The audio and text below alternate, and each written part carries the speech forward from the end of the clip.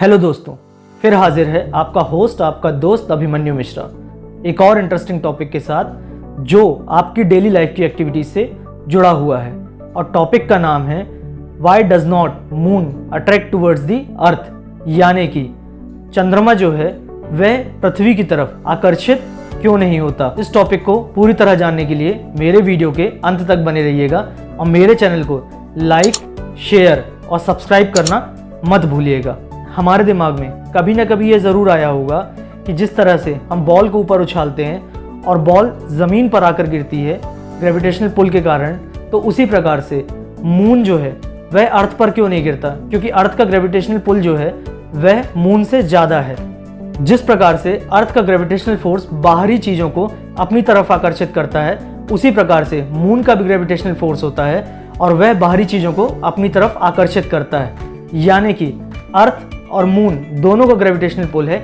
इसी कारण से अर्थ और मून जो है वह एक दूसरे के आसपास तो हैं, लेकिन एक दूसरे से कभी कोलाइड नहीं होते। दोनों का जो ग्रेविटेशनल फोर्स है वह एक दूसरे को खींचने में लगा रहता है और इस कारण से दोनों ही एक दूसरे से कोलाइड नहीं होते हैं और अपने अपने एक्सिस पर बने रहते हैं। लेकिन आपका यह जानना भी ज़रूरी है कि हर साल मून अर्थ से 3 सेंटीमीटर अवे जा रहा है, यानी कि दूर होता जा रहा है।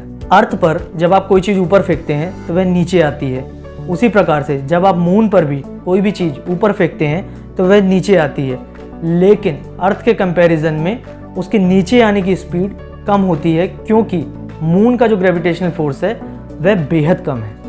मून का जो इफेक्ट अर्थ पर होता है उसे कहते हैं प्रोजेक्टाइल मोशन। प्रोजेक्टाइल मोशन जो है वो ग्रेविटी और वेलोसिटी ऑफ एन ऑब्जेक्ट को डिफाइन करती है। यानी कि अगर एक ऑब्जेक्ट है उसकी अपनी एक ग्रेविटी है और दूसरा ऑब्जेक्ट जो है उसका अपना एक ग्रेविटी है और दोनों ही मूव कर रहे हैं, दोनों की वेलोसिटी होती है, तो उसके बीच में एक curve space tensile movement describe होता है। मून का अर्थ पर ना गिरने का कारण सेंटर ऑफ कर्वेचर और सेंटर ऑफ मास भी है। पूरी जो थ्योरी है वो स्पेस कर्वेचर पर डिपेंड करती है।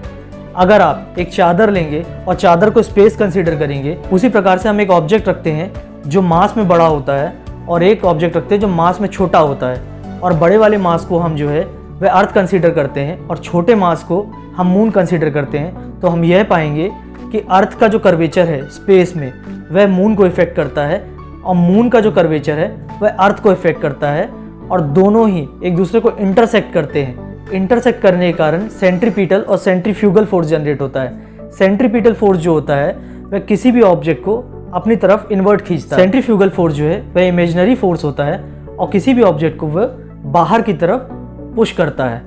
अर्थ और मून का सेंट्रीपिटल और सेंट्रीफ्यूगल फोर्स जो है वह एक बराबर है, क्योंकि दोनों की जो वेलोसिटी का रिलेटिविटी है वह एक दूसरे को इफेक्ट तो करता है, लेकिन इतना नहीं करता है कि वे एक दूसरे से टकरा जाएं। बट दोनों में एक रिलेशन है कि दोनों का डिस्टेंस जो है वह टाइम टू टाइम बढ़ता चला जा रहा है। आज के लिए इतना ही। फिर हाजिर होगा आपका होस्ट, आपका दोस्त अभिमन्यु मिश्रा।